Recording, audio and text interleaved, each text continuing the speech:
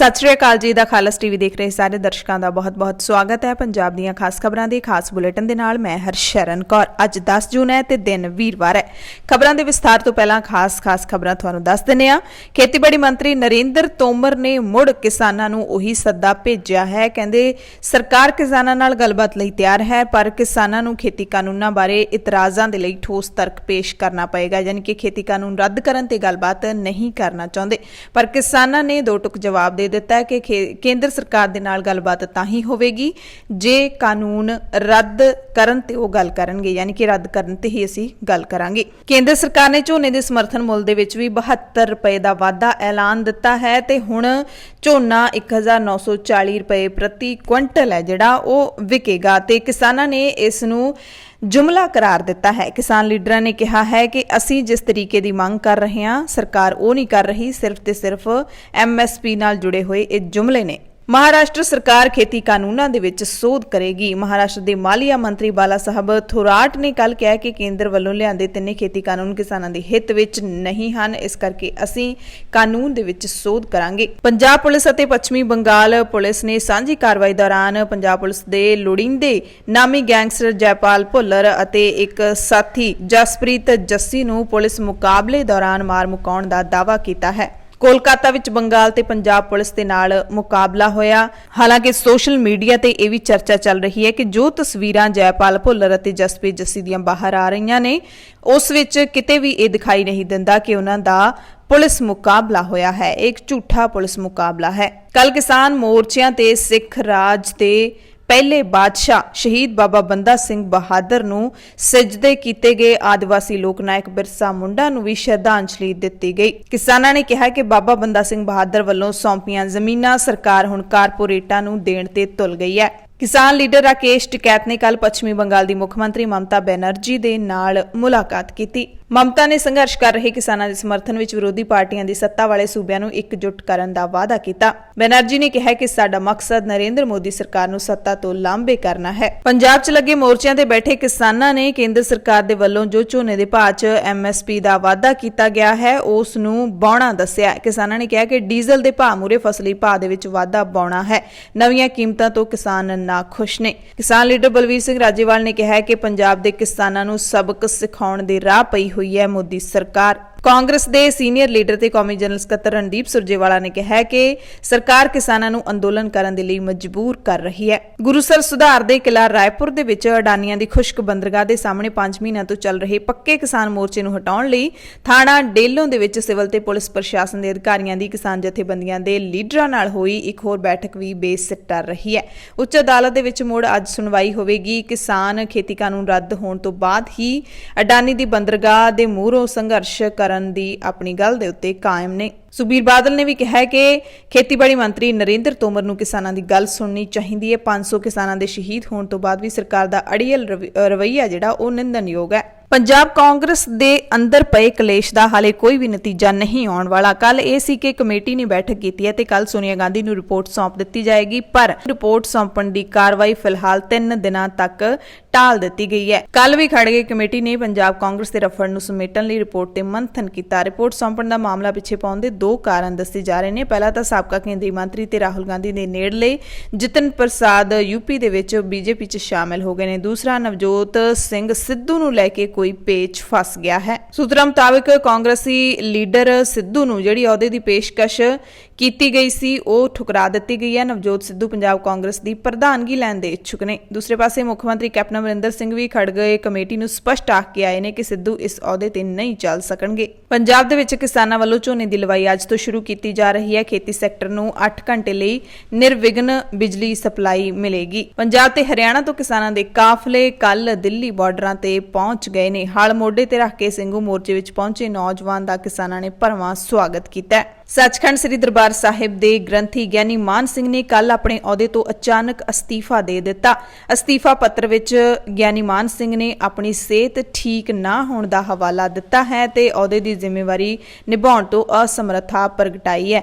SGPC प्रधान बीबी जगीर कौर ने दस्सिया कि उन्हां दा अस्तीफा प्रवान भी कर लिया है। ਪਰ ਚਰਚਾ ਇਹ ਵੀ ਚੱਲ ਰਹੀ ਹੈ ਕਿ ਗਿਆਨੀ ਮਾਨ ਸਿੰਘ ਨੂੰ ਆਪਣੇ ਅਹੁਦੇ ਤੋਂ ਅਸਤੀਫਾ ਦੇਣ ਲਈ ਮਜਬੂਰ ਕੀਤਾ ਗਿਆ ਹੈ। ਗਿਆਨੀ ਮਾਨ ਸਿੰਘ ਇਸ ਤੋਂ ਪਹਿਲਾਂ ਤਖਤ ਸ੍ਰੀ ਦਮਦਮਾ ਸਾਹਿਬ ਤਲਵੰਡੀ ਸਾਬੋ ਦੇ ਹੈੱਡ ਗ੍ਰੰਥੀ ਰਹਿ ਚੁੱਕੇ ਨੇ। ਪੰਜਾਬ ਸਰਕਾਰ ਨੇ ਪੰਜਾਬ ਦੇ ਅੰਦਰ ਬਦਲੀਆਂ ਅਤੇ ਤੈਨਾਤੀਆਂ ਤੇ 20 ਜੂਨ ਤੱਕ ਮੁਕੰਮਲ ਰੋਕ ਲਾ ਦਿੱਤੀ ਹੈ। ਮੁੱਖ ਮੰਤਰੀ ਕੈਪਟਨ ਅਮਰਿੰਦਰ ਸਿੰਘ ਦੇ ਕੋਲ ਇਲਾਜ ਦੀ ਅਪੀਲ ਕਰਨ ਵਾਲੇ ਡੀਐਸਪੀ ਹਰਜਿੰਦਰ ਸਿੰਘ ਦੀ ਇਲਾਜ ਸ਼ੁਰੂ ਹੋਣ ਤੋਂ ਪਹਿਲਾਂ ਹੀ ਮੌਤ ਹੋ ਗਈ। ਦਿੱਲੀ ਦੀ ਅਦਾਲਤ ਨੇ ਪਹਿਲਵਾਨ ਸੁਸ਼ੀਲ ਕੁਮਾਰ ਦੀ ਅਰਜ਼ੀ ਨੂੰ ਰੱਦ ਕਰ ਦਿੱਤਾ ਹੈ। ਇਸ ਅਪੀਲ ਦੇ ਵਿੱਚ ਪਹਿਲਵਾਨ ਸੁਸ਼ੀਲ ਕੁਮਾਰ ਨੇ ਖਾਸ ਭੋਜਨ ਅਤੇ ਸਪਲੀਮੈਂਟ ਮੁਹੱਈਆ ਕਰਵਾਉਣ ਦੀ ਮੰਗ ਕੀਤੀ ਸੀ। ਪਹਿਲਵਾਨ ਨੇ ਕਿਹਾ ਸੀ ਕਿ ਆਪਣੀ ਸਿਹਤ ਅਤੇ ਪ੍ਰਦਰਸ਼ਨ ਦੇ ਲਈ ਇਹ ਚੀਜ਼ਾਂ ਮੇਰੇ ਲਈ ਬਹੁਤ ਜ਼ਰੂਰੀ ਨੇ ਕਿਉਂਕਿ ਮੈਂ ਪਹਿਲਵਾਨੀ ਜਾਰੀ ਰੱਖਣਾ ਚਾਹੁੰਦਾ। ਪਰ ਅਦਾਲਤ ਨੇ ਕਿਹਾ ਕਿ ਕਾਨੂੰਨ ਦੀਆਂ ਨਜ਼ਰਾਂ ਵਿੱਚ ਸਭ ਬਰਾਬਰ ਨੇ, ਸਭ ਨੂੰ ਇੱਕੋ ਜਿਹਾ ਹੀ ਭੋਜਨ ਜੇਲ੍ਹ ਦੇ ਵਿੱਚ ਮਿਲੇਗਾ।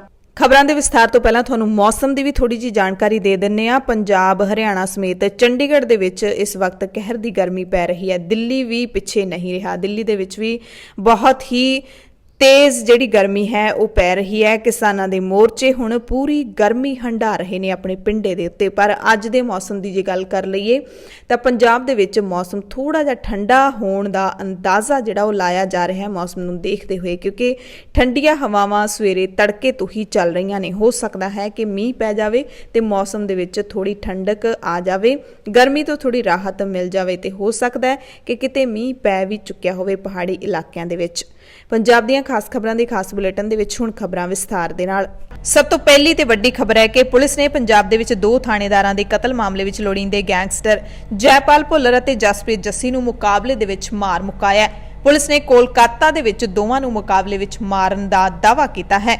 2-3 ਸੂਬਿਆਂ ਦੀ ਪੁਲਿਸ ਵੱਲੋਂ ਮਿਲ ਕੇ ਇਸ ਕਾਰਵਾਈ ਨੂੰ ਅੰਜਾਮ ਦਿੱਤਾ ਗਿਆ। ਪੁਲਿਸ ਨੂੰ ਸੂਹ ਮਿਲੀ ਸੀ ਕਿ ਭੁੱਲਰ ਕਲਕੱਤੇ ਵਿੱਚ ਹੈ, ਜਿਸ ਤੋਂ ਬਾਅਦ ਇਹ ਕਾਰਵਾਈ ਕੀਤੀ ਗਈ। ਭੁੱਲਰ ਨੂੰ ਆਤਮ ਸਮਰਪਣ ਕਰਨ ਲਈ ਕਿਹਾ ਗਿਆ, ਪਰ ਦੋਵੇਂ ਪਾਸਿਓਂ ਹੋਈ ਗੋਲੀਬਾਰੀ ਵਿੱਚ ਦੋਵੇਂ ਗੈਂਗਸਟਰ ਮਾਰੇ ਗਏ।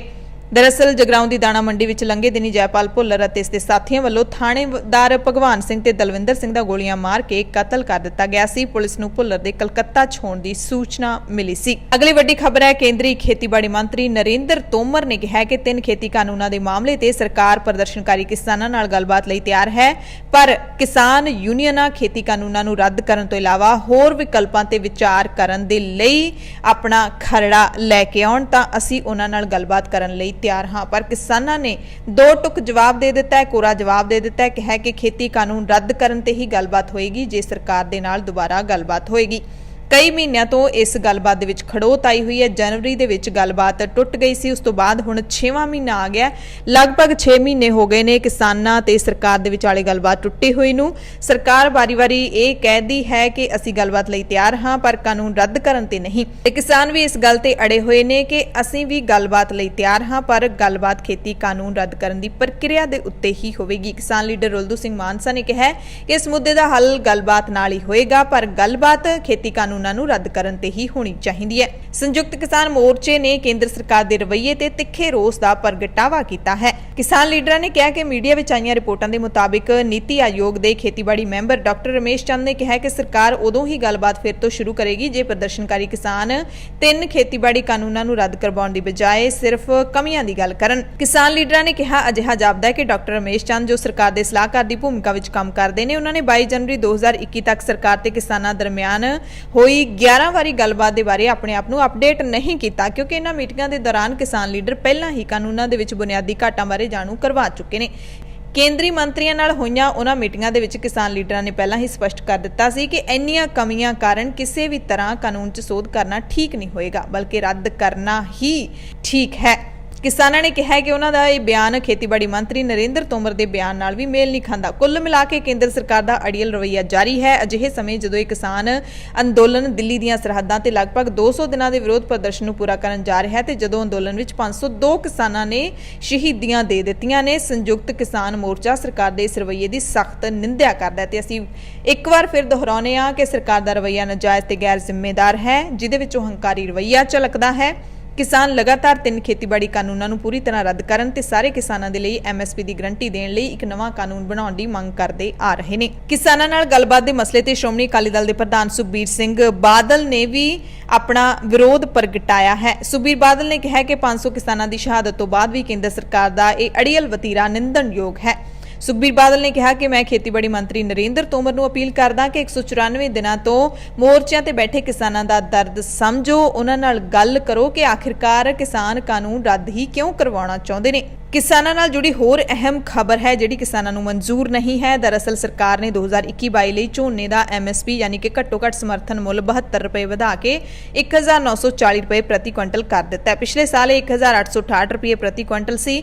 ਖੇਤੀਬਾੜੀ ਮੰਤਰੀ ਨਰਿੰਦਰ ਤੋਮਰ ਨੇ ਕਿਹਾ ਕਿ ਅਸੀਂ ਫਸਲਾਂ ਦੀ MSP ਵਧਾ ਰਹੇ ਹਾਂ, ਅੱਗੇ ਵੀ ਇਸੇ ਤਰ੍ਹਾਂ ਹੀ ਵੱਧਦੀ ਰਹੇਗੀ। ਇਸ ਤਰ੍ਹਾਂ ਬਾਜਰੇ ਦਾ ਘੱਟੋ-ਘੱਟ ਸਮਰਥਨ ਮੁੱਲ 2150 ਤੋਂ ਵਧਾ ਕੇ 2250 ਰੁਪਏ ਕਰ ਦਿੱਤਾ ਗਿਆ ਹੈ। ਜਦਕਿ ਕਿਸਾਨਾਂ ਨੇ ਕਿਹਾ ਕਿ ਲੱਖਾਂ ਕਿਸਾਨਾਂ ਦੇ ਮਹੀਨਿਆਂ ਤੋਂ ਜਾਰੀ ਅੰਦੋਲਨ ਦੇ ਬਾਵਜੂਦ ਵੀ ਸਰਕਾਰ ਦਾ MSP ਜੁਮਲਾ ਜਾਰੀ ਹੈ। ਸੰਯੁਕਤ ਕਿਸਾਨ ਮੋਰਚੇ ਦੇ ਲੀਡਰਾਂ ਨੇ ਮੋਦੀ ਸਰਕਾਰ ਦੇ ਵੱਲੋਂ ਫਸਲਾਂ ਦੀ MSP ਸੰਬੰਧੀ ਜੁਮਲੇ ਜਾਰੀ ਰੱਖਣ ਤੇ ਤਿੱਖਾ ਰੋਸ ਜ਼ਾਹਿਰ ਕੀਤਾ ਹੈ। ਝੋਨੇ ਦੇ ਭਾਅ ਦੇ ਵਿੱਚ ਜਿਹੜਾ ਸਰਕਾਰ ਨੇ 72 ਰੁਪਏ ਦਾ ਵਾਅਦਾ ਕੀਤਾ ਹੈ, ਉਸ ਤੇ ਲੀਡਰਾਂ ਨੇ ਕਿਹਾ ਕਿ ਸਰਕਾਰ ਨੇ A+FL ਲਾਗਤ ਫਾਰਮੂਲਾ ਜਾਰੀ ਰੱਖਿਆ, ਜਦਕਿ ਕਿਸਾਨ C2+50 ਫਾਰਮੂਲੇ ਦੀ ਮੰਗ ਕਰ ਰਹੇ ਨੇ। ਮੱਕੀ ਵਰਗੀਆਂ ਫਸਲਾਂ ਤੇ ਮਹਿਜ਼ 20 ਰੁਪਏ ਕੁਇੰਟਲ ਵਾਅਦਾ ਕੀਤਾ ਗਿਆ, ਜੋ ਮੁਦਰਾਸਫੀਤੀ ਨੂੰ ਵੀ ਕਵਰ ਨਹੀਂ ਕਰਦਾ। ਬਹੁਤੇ ਕਿਸਾਨਾਂ ਨੂੰ ਅਸਲੀਅਤ ਦੇ ਵਿੱਚ ਘੱਟੋ-ਘੱਟ ਸਮਰਥਨ ਮੁੱਲ ਨਹੀਂ ਮਿਲਦਾ। ਕਿਸਾਨ MSP ਲਈ ਕਾਨੂੰਨੀ ਗਰੰਟੀ ਦੀ ਮੰਗ ਕਰਦੇ ਨੇ। ਕਿਸਾਨਾਂ ਨੇ ਕਿਹਾ ਕਿ ਪ੍ਰਧਾਨ ਮੰਤਰੀ ਆਸ਼ਾ ਯੋਜਨਾ ਦਾ ਇਸ ਸਾਲ ਵੀ ਜ਼ਿਕਰ ਹੈ, ਪਰ ਪਿਛਲੇ ਸਾਲ ਦੇ ਬਜਟ ਤੋਂ ਘੱਟੋ-ਘੱਟ 100 ਕਰੋੜ ਰੁਪਏ ਘੱਟ ਨੇ। ਝੋਨਾ, ਜਵਾਰ, ਬਾਜਰਾ, ਰਾਗੀ, ਮੱਕੀ ਤੇ ਮੂੰਗੀ ਵਰਗੀਆਂ ਫਸਲਾਂ ਤੇ MSP 'ਚ ਵਾਧਾ ਮੁਦਰਾਸਫੀਤੀ ਦਰ ਨਾਲ ਵੀ ਮੇਲ ਨਹੀਂ ਖਾਂਦਾ। 9 ਜੂਨ ਨੂੰ ਕਿਸਾਨਾਂ ਦੇ ਵੱਲੋਂ ਦੇਸ਼ ਭਰ ਦੇ ਵਿੱਚ ਵੱਖ-ਵੱਖ ਥਾਵਾਂ ਤੇ ਲੱਗੇ ਮੋਰਚਿਆਂ ਦੇ ਵਿੱਚ ਸ਼ਹੀਦ ਬਾਬਾ ਬੰਦਾ ਸਿੰਘ ਬਹਾਦਰ ਅਤੇ ਆਦੀਵਾਸੀਆਂ ਦੇ ਨਾਇਕ ਬਿਰਸਾ ਮੁੰਡਾ ਨੂੰ ਸ਼ਰਧਾਂਜਲੀਆਂ ਭੇਂਟ ਕੀਤੀਆਂ ਗਈਆਂ। ਬਾਬਾ ਬੰਦਾ ਸਿੰਘ ਬਹਾਦਰ ਜੋ ਕਿ ਪਹਿਲੇ ਸਿੱਖ ਰਾਜ ਦੇ ਪਹਿਲੇ ਹੁਕਮਰਾਨ ਸਨ, ਉਹਨਾਂ ਨੇ 18ਵੀਂ ਸਦੀ ਦੇ ਸ਼ੁਰੂ ਵਿੱਚ ਜ਼ਿਮੀਂਦਾਰਾ ਪ੍ਰਣਾਲੀ ਨੂੰ ਖਤਮ ਕਰਕੇ ਜ਼ਮੀਨ ਦੇ ਹਲਵਾਕਾਂ ਨੂੰ ਜਾਇਦਾਦ ਦੇ ਹੱਕ ਦਿੱਤੇ ਸੀ। ਇਸੇ ਕਰਕੇ ਕਿਸਾਨ ਸ਼ਹੀਦ ਬਾਬਾ ਬੰਦਾ ਸਿੰਘ ਬਹਾਦਰ ਦੀ ਇਸ ਦੇਣ ਦਾ ਲਗਾਤਾਰ ਜ਼ਿਕਰ ਕਰਦੇ ਆ ਰਹੇ ਨੇ। ਬਾਬਾ ਬੰਦਾ ਸਿੰਘ ਬਹਾਦਰ ਨੂੰ 9 ਜੂਨ 1716 ਨੂੰ ਮੁਗਲਾਂ ਨੇ ਦਿੱਲੀ ਦੇ ਵਿੱਚ ਕੋਹ ਕੇ ਸ਼ਹੀਦ ਕਰ ਦਿੱਤਾ ਸੀ। ਦਾ ਖਾਲਸ ਟੀਵੀ ਦੇ ਵੱਲੋਂ ਵੀ ਅਸੀਂ ਬਾਬਾ ਬੰਦਾ ਸਿੰਘ ਬਹਾਦਰ, ਉਹਨਾਂ ਦੇ ਪੁੱਤਰ ਅਜੈ ਸਿੰਘ ਅਤੇ ਸਮੂਹ ਸਿੰਘਾਂ ਨੂੰ ਸ਼ਰਧਾਂਜਲੀ ਭੇਂਟ ਕਰਦੇ ਹਾਂ। ਕਿਸਾਨਾਂ ਦੇ ਵੱਲੋਂ ਮੋਗਾ ਦੇ ਅਡਾਨੀ ਸਾਇਲੋ ਪਲਾਂਟ ਦੇ ਬਾਹਰ ਭਾਰਤੀ ਕਿਸਾਨ ਯੂਨੀਅਨ ਏਕਤਾ ਉਗਰਾਹਾਂ ਦੀ ਅਗਵਾਈ ਦੇ ਵਿੱਚ ਸ਼ਹੀਦ ਬਾਬਾ ਬੰਦਾ ਸਿੰਘ ਬਹਾਦਰ ਦਾ ਸ਼ਹੀਦੀ ਦਿਵਸ ਮਨਾਇਆ ਗਿਆ। ਕਿਸਾਨ ਲੀਡਰਾਂ ਨੇ ਦੱਸਿਆ ਕਿ ਅਸੀਂ ਪਿਛਲੇ 1 ਸਾਲ ਤੋਂ ਧਰਨੇ ਤੇ ਹੀ ਸਾਰੇ ਤਿਉਹਾਰ ਮਨਾ ਰਹੇ ਹਾਂ ਤੇ ਸ਼ਹੀਦਾਂ ਨੂੰ ਸ਼ਰਧਾਂਜਲੀਆਂ ਦੇ ਰਹੇ ਹਾਂ ਤੇ ਬਾਬਾ ਬੰਦਾ ਸਿੰਘ ਬਹਾਦਰ ਦਾ ਤਾਂ ਕਿਸਾਨਾਂ ਦੇ ਲਈ ਜੋ ਵੱਡਾ ਯੋਗਦਾਨ ਹੈ ਉਸ ਨੂੰ ਕਦੇ ਭੁਲਾਇਆ ਨਹੀਂ ਜਾ ਸਕਦਾ। ਪੰਜਾਬੀ ਗਾਇਕ ਖਾਨ ਸਾਹਿਬ ਨੂੰ ਫਗਵਾੜਾ ਪੁਲਿਸ ਨੇ ਕੋਵਿਡ ਨਿਯਮਾਂ ਦੀ ਉਲੰਘਣਾ ਕਾਰਨ ਗ੍ਰਿਫਤਾਰ ਕੀਤਾ ਹੈ। ਲੰਘੀ ਰਾਤ ਖਾਨ ਸਾਹਿਬ ਦੇ ਜਨਮ ਦਿਨ ਮਨਾਉਣ ਦੀ ਵੀਡੀਓ ਵਾਇਰਲ ਹੋਈ ਸੀ, ਜਿਸ ਵਿੱਚ ਉਸਦੇ ਦਰਜਨਾਂ ਦੇ ਕਰੀਬ ਦੋਸਤ ਖਾਨ ਸਾਹਿਬ ਦੇ ਘਰ ਬੈਂਡ ਬਾਜੇ ਲੈ ਕੇ ਪਹੁੰਚੇ ਹੋਏ ਸੀ। ਪੁਲਿਸ ਵੱਲੋਂ 4 ਤੇ 22 ਨੇਮ ਪਰਚਾ ਦਰਜ ਕੀਤਾ ਗਿਆ। ਬਾਕੀਆਂ ਬਾਰੇ ਖਾਨ ਸਾਹਿਬ ਤੋਂ ਪੁੱਛਗਿੱਛ ਚੱਲ ਰਹੀ ਹੈ। ਬੈਂਡ ਵਾਲੇ ਜਲੰਧਰ ਤੋਂ ਦੱਸੇ ਜਾ ਰਹੇ ਨੇ, ਉਹਨਾਂ ਨੂੰ ਵੀ ਪੁਲਿਸ ਲੱਭ ਰਹੀ ਹੈ। ਮਰਹੂਮ ਪੱਤਰਕਾਰ ਰਾਮਚੰਦਰ ਛਤਰਪਤੀ ਦੇ ਪੁੱਤਰ ਅੰਸ਼ੁਲ ਛਤਰਪਤੀ ਨੇ ਪੰਜਾਬ ਤੇ ਹਰਿਆਣਾ ਹਾਈ ਕੋਰਟ ਦੇ ਚੀਫ ਜਸਟਿਸ ਨੂੰ ਚਿੱਠੀ ਭੇਜ ਕੇ ਮੰਗ ਕੀਤੀ ਹੈ ਕਿ ਡੇਰਾ ਮੁਖੀ ਬਲਾਤਕਾਰੀ ਤੇ ਕਾਤਲ ਸਾਧ ਗੁਰਮੀਤ ਰਾਮ ਰਹੀਮ ਦੀ ਬਿਮਾਰੀ ਦੀ ਜਾਂਚ ਕੀਤੀ ਜਾਵੇ ਅਤੇ ਡੇਰਾ ਮੁਖੀ ਦੇ ਕੀਤੇ ਜਾ ਰਹੇ ਇਲਾਜ ਦੀ CCTV ਫੁਟੇਜ ਵੀ ਜਨਤਕ ਕੀਤੀ ਜਾਵੇ। ਅੰਸ਼ੁਲ ਛਤਰਪਤੀ ਨੇ ਕਿਹਾ ਕਿ ਡੇਰਾ ਮੁਖੀ ਨੂੰ ਬਿਮਾਰੀ ਦੇ ਬਹਾਨੇ ਰਿਆਇਤਾਂ ਦਿੱਤੀਆਂ ਜਾ ਰਹੀਆਂ ਨੇ। ਹਨੀਪ੍ਰੀਤ ਨੂੰ ਡੇਰਾ ਮੁਖੀ ਦੀ ਅਟੈਂਡੈਂਟ ਬਣਾਉਣ ਤੇ ਵੀ ਉਹਨਾਂ ਨੇ ਹਰਿਆਣਾ ਸਰਕਾਰ ਤੇ ਹਸਪਤਾਲ ਪ੍ਰਸ਼ਾਸਨ ਤੇ ਕਈ ਸਵਾਲ ਖੜੇ ਕੀਤੇ ਨੇ।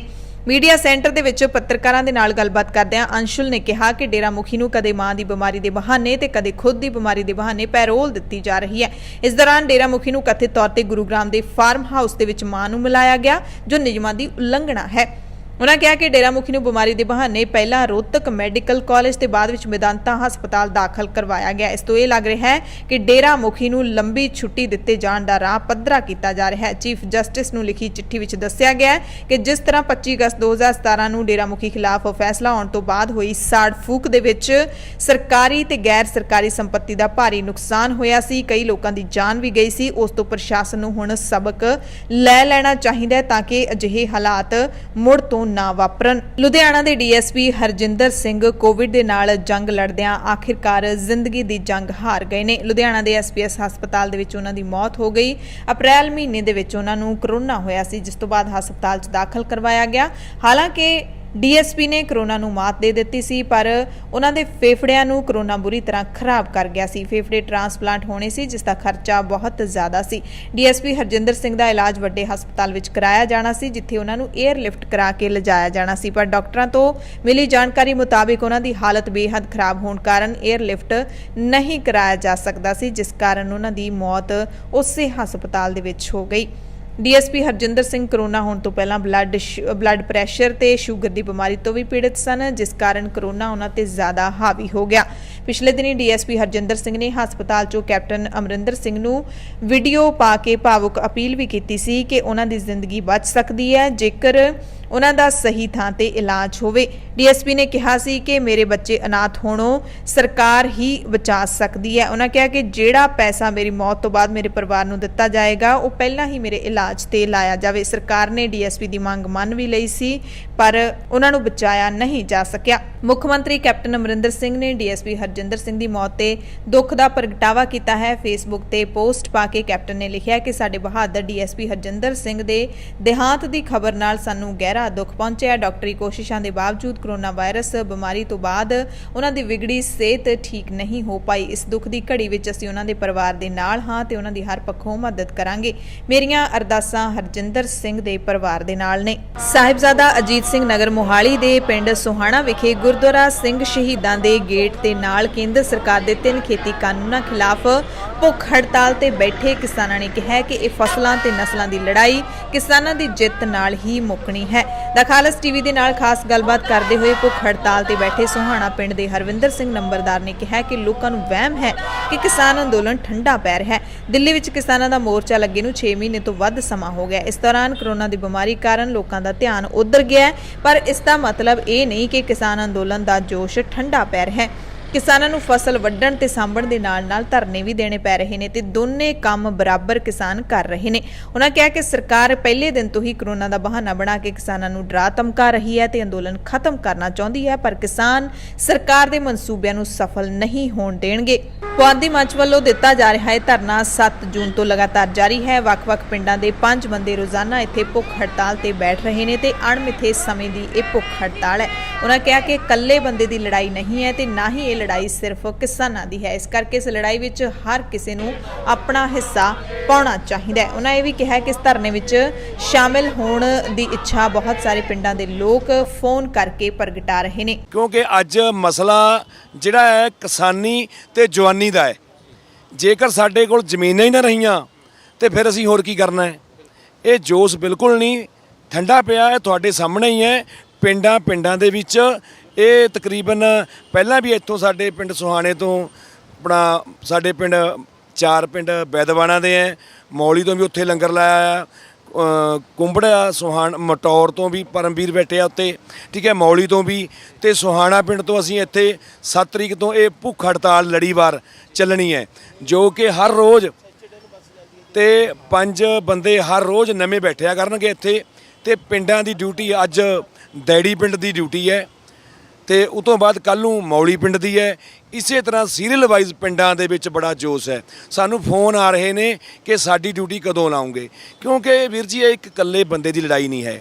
ਇਹ ਸਿਰਫ ਕਿਸਾਨੀ ਇਹ ਜਿਹੜਾ ਆਪਾਂ ਇਹ ਸਾਡਾ ਭੁੱਖ ਹੜਤਾਲ ਦਾ ਪ੍ਰੋਗਰਾਮ ਹੈ, ਇਹ ਸਾਡਾ ਪੁਆਧੀ ਮੰਚ ਵੱਲੋਂ ਹੈ। ਪਟਿਆਲਾ ਦੇ ਵਿੱਚ ਨੈਸ਼ਨਲ ਸਕਿੱਲ ਕੁਆਲੀਫਿਕੇਸ਼ਨ ਫਰੇਮਵਰਕ ਅਤੇ ਵੋਕੇਸ਼ਨਲ ਅਧਿਆਪਕਾਂ ਨੂੰ ਬਿਨਾਂ ਸ਼ਰਤ ਵੋਕੇਸ਼ਨਲ ਗ੍ਰੇਡ ਅਤੇ ਸਿੱਖਿਆ ਵਿਭਾਗ ਨਾਲ ਮਰਜ ਕੀਤੇ ਜਾਣ ਦੀ ਮੰਗ ਨੂੰ ਲੈ ਕੇ ਪਟਿਆਲਾ ਦੇ ਵਿੱਚ ਇਹਨਾਂ ਸਾਰੇ ਅਧਿਆਪਕਾਂ ਨੇ ਧਰਨਾ ਪ੍ਰਦਰਸ਼ਨ ਕੀਤਾ। ਭਾਰਤੀ ਕਿਸਾਨ ਯੂਨੀਅਨ ਉਗਰਾਹਾਂ ਨੇ ਵੀ ਅਧਿਆਪਕਾਂ ਦੇ ਇਸ ਧਰਨੇ ਵਿੱਚ ਸਾਥ ਦਿੱਤਾ। ਅਧਿਆਪਕ 9ਵੀਂ ਤੋਂ 12ਵੀਂ ਜਮਾਤ ਦੇ ਵਿਦਿਆਰਥੀਆਂ ਨੂੰ ਪੜ੍ਹਾਉਂਦੇ ਨੇ ਤੇ ਪਿਛਲੇ ਸਮੇਂ ਤੋਂ ਸਰਕਾਰ ਤੋਂ ਮੰਗ ਕਰ ਰਹੇ ਨੇ ਕਿ ਉਹਨਾਂ ਨੂੰ ਸਿੱਖਿਆ ਵਿਭਾਗ ਵਿੱਚ ਮਰਜ ਕੀਤਾ ਜਾਵੇ। ਅਧਿਆਪਕ ਕਹਿੰਦੇ ਨੇ ਕਿ ਮਰਜ ਕੀਤੇ ਜਾਣ ਨਾਲ ਉਹ ਰੈਗੂਲਰ ਹੋ ਜਾਣਗੇ ਤੇ ਉਹਨਾਂ ਦੀ ਤਨਖਾਹ ਵਧੇਗੀ। ਉਹਨਾਂ ਦਾ ਦੋਸ਼ ਹੈ ਕਿ ਸਰਕਾਰ ਨੇ ਸਕੂਲਾਂ ਵਿੱਚ ਪ੍ਰਾਈਵੇਟ ਕੰਪਨੀਆਂ ਨੂੰ ਸ਼ਾਮਿਲ ਕੀਤਾ ਹੋਇਆ ਹੈ, ਜਿਸ ਕਾਰਨ ਸਰਕਾਰ ਦੇ ਕਰੋੜਾਂ ਰੁਪਏ ਇਹਨਾਂ ਕੰਪਨੀਆਂ ਨੂੰ ਜਾਂਦੇ ਨੇ। ਉਹਨਾਂ ਕਿਹਾ ਕਿ ਜੇ ਅਸੀਂ ਸਿੱਖਿਆ ਵਿਭਾਗ ਅਧੀਨ ਆਉਂਦੇ ਹਾਂ ਤਾਂ ਸਰਕਾਰ ਲਈ ਕਰੋੜਾਂ ਰੁਪਏ ਦੀ ਬਚਤ ਹੋ ਸਕਦੀ ਹੈ ਤੇ ਉਸ ਪੈਸੇ ਨਾਲ ਸਾਡੀ ਤਨਖਾਹ ਥੋੜੀ ਹੋਰ ਵੱਧ ਸਕਦੀ ਹੈ। ਪੂਰੇ ਪੰਜਾਬ ਵਿੱਚ ਇਹਨਾਂ ਅਧਿਆਪਕਾਂ ਦੀ ਗਿਣਤੀ 1910 ਹੈ ਤੇ ਪੰਜਾਬ ਦੇ ਵੱਖ-ਵੱਖ ਜ਼ਿਲ੍ਹਿਆਂ ਤੋਂ ਆਉਣ ਵਾਲੇ ਅਧਿਆਪਕ ਇੱਥੇ ਵਿਰੋਧ ਪ੍ਰਦਰਸ਼ਨ ਕਰਕੇ ਸਰਕਾਰ ਦੀਆਂ ਅੱਖਾਂ ਖੋਲਣ ਦੀ ਕੋਸ਼ਿਸ਼ ਕਰ ਰਹੇ ਨੇ, ਪਰ ਦੇਖਦੇ ਹਾਂ ਕਿ ਸਰਕਾਰ ਦੀਆਂ ਅੱਖਾਂ ਕਦੋਂ ਖੁੱਲਣਗੀਆਂ, ਕਿਉਂਕਿ ਪਟਿਆਲੇ ਦੇ ਵਿੱਚ 2 ਅਧਿਆਪਕ ਮੋਬਾਈਲ ਟਾਵਰ ਦੇ ਉੱਤੇ ਵੀ ਬੈਠੇ ਹੋਏ ਨੇ। ਬੇਰੁਜ਼ਗਾਰ ਅਧਿਆਪਕ ਰੁਜ਼ਗਾਰ ਦੀ ਮੰਗ ਕਰ ਰਹੇ ਨੇ, ਪਰ ਸਰਕਾਰ ਦੇ ਕੰਨਾਂ ਤੇ ਜੂੰ ਨਹੀਂ ਸਰਕ ਰਹੀ। ਕੈਪਟਨ ਅਮਰਿੰਦਰ ਸਿੰਘ ਦੀ ਧੀ ਜੈਇੰਦਰ ਕੌਰ ਨੇ ਵੱਡਾ ਬਿਆਨ ਦਿੰਦਿਆਂ ਕਿਹਾ ਕਿ ਮੇਰੇ ਪਿਤਾ ਪਟਿਆਲਾ ਤੋਂ ਹੀ ਚੋਣ ਲੜਨਗੇ ਤੇ ਮੈਂ ਉਹਨਾਂ ਨਾਲ ਕੈਂਪੇਨ ਕਰਾਂਗੀ। ਜੈਇੰਦਰ ਕੌਰ ਪਟਿਆਲਾ ਦੇ ਵਿਕਾਸ ਕਾਰਜਾਂ ਨੂੰ ਇਨੀ ਦਿਨੀ ਹਰੀ ਝੰਡੀ ਦੇ ਰਹੀ ਹੈ। ਜ਼ਮੀਨੀ ਕਾਨੂੰਨ ਬਾਰੇ ਅਹਿਮ ਫੈਸਲੇ ਦੇ ਵਿੱਚ ਪੰਜਾਬ ਤੇ ਹਰਿਆਣਾ ਹਾਈ ਕੋਰਟ ਨੇ ਹੁਕਮ ਦਿੱਤਾ ਹੈ ਕਿ ਸਾਂਝੇ ਉਦੇਸ਼ਾਂ ਦੇ ਲਈ ਰਾਖਵੀਂ ਜ਼ਮੀਨ ਜਾਂ ਜੁਮਲਾ ਮੁਸ਼ਤਰਕਾ ਮਾਲਕਾਨ ਜ਼ਮੀਨ ਤੇ ਇੱਕ ਹੀ ਮਾਲਕ ਦਾ ਅਧਿਕਾਰ ਬਣਦਾ ਹੈ, ਭਾਵੇਂ ਉਹ ਰਲੇਵੇਂ ਤੋਂ ਬਾਅਦ ਵੀ ਜੋ ਈਸਟ ਪੰਜਾਬ ਹੋਲਡਿੰਗਜ਼ ਐਕਟ ਦੀ ਧਾਰਾ 42A ਦੇ ਵਿੱਚ ਦਿੱਤਾ ਗਿਆ ਹੋਵੇ। ਇਸ ਫੈਸਲੇ ਵਿੱਚ ਕਿਹਾ ਗਿਆ ਕਿ ਆਮ ਉਦੇਸ਼ਾਂ ਦੇ ਲਈ ਰਾਖਵੀਂ ਜ਼ਮੀਨ ਵਿੱਚ ਮਾਲਕ ਦਾ ਅਧਿਕਾਰ ਨਹੀਂ ਖੋਇਆ ਜਾ ਸਕਦਾ। ਹਾਲਾਂਕਿ ਅਜਿਹੀ ਜ਼ਮੀਨ ਤੇ ਕੰਟਰੋਲ ਤੇ ਪ੍ਰਬੰਧ ਦੀ ਜ਼ਿੰਮੇਵਾਰੀ ਗ੍ਰਾਮ ਪੰਚਾਇਤ ਜਾਂ ਸੂਬਾ ਸਰਕਾਰ ਕੋਲ ਉਦੋਂ ਤੱਕ ਹੋਵੇਗੀ ਜਦੋਂ ਤੱਕ ਇਸ ਦੀ ਵਰਤੋਂ ਨਹੀਂ ਕੀਤੀ ਜਾਂਦੀ ਜਾਂ ਫਿਰ ਪਿੰਡ ਦੇ ਆਮ ਉਦੇਸ਼ਾਂ ਦੇ ਲਈ ਵਰਤੋਂ ਕੀਤੀ ਜਾ ਰਹੀ ਹੋਵੇ। ਗੁਰਦਾਸਪੁਰ ਦੇ ਵਿੱਚ ਆਪਣੇ ਨਸ਼ੇ ਦੀ ਭਲ ਮਿਟਾਉਣ ਦੇ ਲਈ ਇੱਕ ਨਸ਼ੇੜੀ ਨੇ ਗੁਰਦੁਆਰੇ ਦੇ ਵਿੱਚੋਂ ਰੁਪਈਏ ਅਤੇ ਕਣਕ ਹੀ ਚੋਰੀ ਕਰ ਲਏ। ਜ਼ਿਲ੍ਹਾ ਗੁਰਦਾਸਪੁਰ ਦੇ ਕਸਬਾ ਫਤਿਹਗੜ੍ਹ ਚੂੜੀਆਂ ਦੇ ਗੁਰਦੁਆਰੇ ਦੇ ਵਿੱਚ ਨੌਜਵਾਨ ਨੇ ਨਸ਼ਾ ਕਰਨ ਲਈ ਗੁਰਦੁਆਰੇ ਦੀ ਗੋਲਕ ਵਿੱਚੋਂ 7000 ਰੁਪਏ ਤੇ ਸੰਗਤ ਵੱਲੋਂ ਚੜਾਈ ਗਈ ਕਣਕ ਚੋਰੀ ਕਰ ਲਈ। ਦੂਜੀ ਵਾਰੀ ਫਿਰ ਚੋਰੀ ਕਰਨ ਆਏ ਚੋਰ ਨੂੰ ਗੁਰਦੁਆਰੇ ਦੇ ਪ੍ਰਬੰਧਕਾਂ ਨੇ ਇਸ ਵਾਰੀ ਦਬੋਚ ਕੇ ਪੁਲਿਸ ਦੇ ਹਵਾਲੇ ਕਰ ਦਿੱਤਾ। ਪੁਲਿਸ ਨੇ ਕਾਰਵਾਈ ਸ਼ੁਰੂ ਕਰ ਦਿੱਤੀ ਹੈ। ਕਸਬਾ ਫਤਿਹਗੜ੍ਹ ਚੂੜੀਆਂ ਦੇ ਗੁਰਦੁਆਰੇ ਦੇ ਪ੍ਰਧਾਨ ਸੁਖਵਿੰਦਰ ਸਿੰਘ ਨੇ ਦੱਸਿਆ ਕਿ ਗੁਰਦੁਆਰੇ ਦੀ ਪਿਛਲੀ ਖਿੜਕੀ ਖੁੱਲੀ ਹੋਈ ਸੀ। ਹਾਲ ਦੇ ਵਿੱਚ ਲੱਗਾ ਸੀਸੀਟੀਵੀ ਕੈਮਰਾ ਗਾਇਬ ਸੀ। ਚੈੱਕ ਕਰਨ ਤੇ ਪਤਾ ਲੱਗਿਆ ਕਿ 80 ਕਿਲੋ ਕਣਕ ਤੇ ਗੋਲਕ ਵਿੱਚੋਂ 7000 ਦੀ ਭੇਟਾ ਗਾਇਬ ਸੀ। ਦੂਸਰਾ ਸੀਸੀਟੀਵੀ ਕੈਮਰਾ ਚੈੱਕ ਕਰਨ ਤੇ ਦੇਖਿਆ ਕਿ ਇੱਕ ਨੌਜਵਾਨ ਚੱਪਲਾਂ ਸਮੇਤ ਖਿੜਕੀ ਤੋਂ ਗੁਰਦੁਆਰੇ ਵਿੱਚ ਦਾਖਲ ਹੋ ਕੇ ਚੋਰੀ ਕਰ ਰਿਹਾ ਸੀ। ਗੁਰਦੁਆਰੇ ਪ੍ਰਬੰਧਕਾਂ ਨੇ ਉਸ ਨੌਜਵਾਨ ਤੇ ਨਜ਼ਰ ਰੱਖੀ। ਜਦੋਂ ਅਗਲੇ ਦਿਨ ਫਿਰ ਚੋਰੀ ਕਰਨ ਆਇਆ ਤਾਂ ਉਸ ਨੂੰ ਦਬੋਚ ਲਿਆ ਤੇ ਨੌਜਵਾਨ ਦੀ ਪਛਾਣ ਗਗਨਦੀਪ ਉਰਫ ਗੋਲੂ ਵਜੋਂ ਹੋਈ ਹੈ। ਹਰਿਆਣਾ ਦੇ ਰੋਹਤਕ ਤੋਂ ਖਬਰ ਹੈ, ਸ਼ਰਮਸਾਰ ਕਰ ਦੇਣ ਵਾਲੀ ਖਬਰ ਹੈ, ਜਿੱਥੇ ਲੰਗੀ ਰਾਤ ਸ਼ਹਿਰ ਦੀ ਤੇਜ ਕਲੋਨੀ ਦੇ ਵਿੱਚ ਰਾਜ ਪੱਧਰੀ ਮੁੱਕੇਬਾਜ਼ ਅਤੇ ਮਾਡਲ ਕਾਮੇਸ਼ ਦੀ ਤੇਜ਼ਧਾਰ ਹਥਿਆਰਾਂ ਨਾਲ ਬਦਮਾਸ਼ਾਂ ਨੇ ਹੱਤਿਆ ਕਰ ਦਿੱਤੀ। ਮਾਡਲ ਕਾਮੇਸ਼ ਇੱਕ ਨਾਬਾਲਿਗ ਲੜਕੀ ਨਾਲ ਛੇੜਛਾੜ ਕਰਨ ਦੇ ਮਾਮਲੇ ਵਿੱਚ ਦੋਵਾਂ ਧਿਰਾਂ ਵਿਚਾਲੇ ਲੜਾਈ ਵਿੱਚ ਦਖਲ ਦੇਣ ਗਿਆ ਸੀ। ਕਤਲ ਦੀ ਸਾਰੀ ਘਟਨਾ ਸੀਸੀਟੀਵੀ 'ਚ ਕੈਦ ਹੋ ਗਈ ਹੈ। ਮਾਮਲੇ ਵਿੱਚ ਪੁਰਾਣੀ ਸਬਜ਼ੀ ਮੰਡੀ ਥਾਣਾ ਕਾਰਵਾਈ ਕਰਨ ਦੇ ਵਿੱਚ ਰੁੱਝਿਆ ਹੋਇਆ। ਪੁਲਿਸ ਦਾ ਕਹਿਣਾ ਹੈ ਕਿ ਜਲਦ ਹੀ ਸਾਰੇ ਦੋਸ਼ੀਆਂ ਨੂੰ ਗ੍ਰਿਫਤਾਰ ਕਰ ਲਵਾਂਗੇ। ਦਰਅਸਲ ਤੇਜ ਕਲੋਨੀ ਕਈ ਨੌਜਵਾਨ ਕਾਫੀ ਸਮੇਂ ਤੋਂ ਇੱਕ ਨਾਬਾਲਿਗ ਲੜਕੀ ਨਾਲ ਛੇੜਛਾੜ ਕਰ ਰਹੇ ਸੀ। ਨੌਜਵਾਨਾਂ ਦੇ ਵਿਰੋਧ ਕਰਨ ਤੇ ਲੰਗੀ ਰਾਤ ਦੋਵਾਂ ਧਿਰਾਂ ਵਿਚਾਲੇ ਲੜਾਈ ਹੋ ਗਈ। ਇਸ ਦੌਰਾਨ ਇੱਕ ਨੌਜਵਾਨ ਨੇ ਤੇਜ਼ਧਾਰ ਹਥਿਆਰ ਨਾਲ ਬਚਾ ਲਈ ਗਏ ਕਾਮੇਸ਼ ਤੇ ਹਮਲਾ ਕਰ ਦਿੱਤਾ। ਰਿਸ਼ਤੇਦਾਰਾਂ ਨੇ ਕਾਮੇਸ਼ ਨੂੰ ਗੰਭੀਰ ਹਾਲਤ ਵਿੱਚ ਪੀਜੀਆਈ ਦਾਖਲ ਕਰਵਾਇਆ, ਜਿੱਥੇ ਉਸ ਦੀ ਮੌਤ ਹੋ ਗਈ। ਕਾਮੇਸ਼ ਨੇ 2019 ਦੇ ਵਿੱਚ ਇੱਕ ਪੰਜਾਬੀ 뮤직 ਐਲਬਮ ਵਿੱਚ ਵੀ ਕੰਮ ਕੀਤਾ। ਕਾਮੇਸ਼ ਸੂਬਾ ਪੱਧਰੀ ਮੁੱਕੇਬਾਜ਼ ਵੀ ਰਿਹਾ, ਮਾਡਲਿੰਗ ਵੀ ਕਰਦਾ ਸੀ। ਏਮਸ ਦੇ ਨਿਰਦੇਸ਼ਕ ਡਾਕਟਰ ਰਣਦੀਪ ਗੁਲੇਰੀਆ ਨੇ ਕਿਹਾ ਕਿ ਤੀਸਰੀ ਲਹਿਰ ਦੇ ਦੌਰਾਨ ਬੱਚਿਆਂ ਵਿੱਚ ਕੋਵਿਡ-19 ਦੇ ਗੰਭੀਰ ਲੱਛਣ ਮਿਲਣਗੇ। ਇਸ ਦੇ ਕੋਈ ਸਬੂਤ ਹਾਲੇ ਤੱਕ ਨਹੀਂ ਮਿਲੇ ਨੇ। ਉਹਨਾਂ ਦੱਸਿਆ ਕਿ ਕਰੋਨਾ ਵਾਇਰਸ ਦੇ ਕਾਰਨ ਜਿਹੜੇ 60 ਤੋਂ 70% ਬੱਚਿਆਂ ਨੂੰ ਹਸਪਤਾਲ ਵਿੱਚ ਭਰਤੀ ਕਰਾਉਣਾ ਪਿਆ, ਉਹਨਾਂ ਵਿੱਚੋਂ ਹੋਰ ਵੀ ਬਿਮਾਰੀਆਂ ਨਜ਼ਰ ਆਈਆਂ, ਜਦਕਿ ਹਲਕੀਆਂ ਬਿਮਾਰੀਆਂ ਵਾਲੇ ਬੱਚੇ ਘਰੇ ਹੀ ਠੀਕ ਹੋ ਗਏ। ਗੁਲੇਰੀਆ ਨੇ ਕਿਹਾ ਕਿ ਮੈਨੂੰ ਨਹੀਂ ਲੱਗਦਾ ਕਿ ਅਸੀਂ ਭਵਿੱਖ ਵਿੱਚ ਬੱਚਿਆਂ ਦੇ ਵੱਧ ਗੰਭੀਰ ਜਿਹੜੇ ਸੰਕਰਮਣ ਦੇਖਾਂਗੇ ਕਰੋਨਾ ਵਾਇਰਸ ਨੂੰ ਲੈ ਕੇ। ਉਹਨਾਂ ਕਿਹਾ ਕਿ ਪੂਰੇ ਵਿਸ਼ਵ ਵਿੱਚ ਜਾਂ ਭਾਰਤ ਵਿੱਚ ਅਜਿਹਾ ਨਹੀਂ ਦੇਖਿਆ ਗਿਆ ਕਿ ਬੱਚੇ ਜ਼ਿਆਦਾ ਪ੍ਰਭਾਵਿਤ ਨੇ। ਇਸ ਕਰਕੇ ਇਹ ਸਿਰਫ ਅਫਵਾਹਾਂ ਹੀ ਨੇ ਕਿ ਤੀਸਰੀ ਲਹਿਰ ਦੇ ਵਿੱਚ ਬੱਚੇ ਜ਼ਿਆਦਾ ਪ੍ਰਭਾਵਿਤ ਹੋਣਗੇ। ਮੋਦੀ ਸਰਕਾਰ ਨੇ ਨਿੱਜੀ ਹਸਪਤਾਲਾਂ ਦੇ ਲਈ ਕੋਵਿਡ ਵੈਕਸੀਨ ਦੀ ਵੱਧ ਤੋਂ ਵੱਧ ਕੀਮਤ ਤੈਅ ਕਰ ਦਿੱਤੀ ਹੈ, ਜਿਸ ਤੋਂ ਬਾਅਦ ਹੁਣ ਨਿੱਜੀ ਹਸਪਤਾਲ ਕੋਵੈਕਸਿਨ ਦੇ 1410 ਰੁਪਏ ਅਤੇ ਕੋਵਿਸ਼ੀਲਡ ਦੇ 780 ਰੁਪਏ ਵੱਧ ਤੋਂ ਵੱਧ ਵਸੂਲ ਕਰ ਸਕਦੇ ਨੇ। ਰੂਸ ਦੀ ਸਪੁਤਨਿਕ ਵੈਕਸੀਨ ਦਾ ਲੋਕਾਂ ਨੂੰ ਨਿੱਜੀ ਹਸਪਤਾਲਾਂ ਤੋਂ 1145 ਰੁਪਏ ਦਾ ਇੱਕ ਟੀਕਾ ਮਿਲੇਗਾ। ਕੇਂਦਰ ਸਰਕਾਰ ਨੇ ਸਾਰੇ ਸੂਬਿਆਂ ਤੇ ਕੇਂਦਰ ਸ਼ਾਸਿਤ ਪ੍ਰਦੇਸ਼ਾਂ ਨੂੰ ਚਿੱਠੀਆਂ ਜਾਰੀ ਕਰਕੇ ਹੁਕਮਾਂ ਦੀ ਉਲੰਘਣਾ ਕਰਨ ਵਾਲੇ ਹਸਪਤਾਲਾਂ ਦੇ ਨਾਲ ਸਖਤੀ ਨਾਲ ਨਜਿੱਠਣ ਨੂੰ ਕਿਹਾ। ਇਸ ਤੋਂ ਪਹਿਲਾਂ ਸਰਕਾਰ ਨੇ ਕਿਹਾ ਕਿ ਉਸਨੇ ਕੋਵਿਸ਼ੀਲਡ ਦੀਆਂ 25 ਕਰੋੜ ਖੁਰਾਕਾਂ ਤੇ ਕੋਵੈਕਸਿਨ ਦੀਆਂ 19 ਕਰੋੜ ਖੁਰਾਕਾਂ ਦਾ ਆਰਡਰ ਦੇ ਦਿੱਤਾ ਹੈ। ਸਰਕਾਰ ਮੁਤਾਬਿਕ ਇਸ ਸਾਲ ਦੇ ਦਸੰਬਰ ਤੱਕ ਇਹ ਕੰਪਨੀਆਂ 44 ਕਰੋੜ ਖੁਰਾਕਾਂ ਸਰਕਾਰ ਨੂੰ ਮੁਹੱਈਆ ਕਰਵਾਉਣਗੀਆਂ।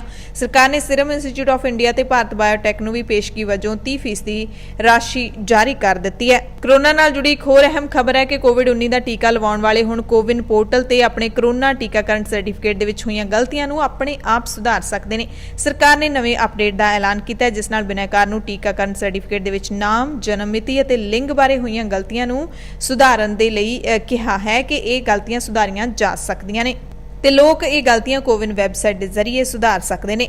ਵਿਵਾਦਿਤ ਅਤੇ ਭੜਕਾਊ ਬਿਆਨ ਦੇਣ ਵਾਲੀ ਅਦਾਕਾਰਾ ਕੰਗਨਾ ਰਣੌਤ ਦਾ ਕਹਿਣਾ ਹੈ ਕਿ ਬਾਲੀਵੁੱਡ ਦੇ ਵਿੱਚ ਮੈਂ ਸਭ ਤੋਂ ਮਹਿੰਗੀ ਅਭਿਨੇਤਰੀ ਹੋਣ ਦੇ ਬਾਵਜੂਦ ਸਮੇਂ ਸਿਰ ਟੈਕਸ ਅਦਾ ਨਹੀਂ ਕਰ ਸਕੀ ਕਿਉਂਕਿ ਮੇਰੇ ਕੋਲ ਕੋਈ ਕੰਮ ਨਹੀਂ ਸੀ।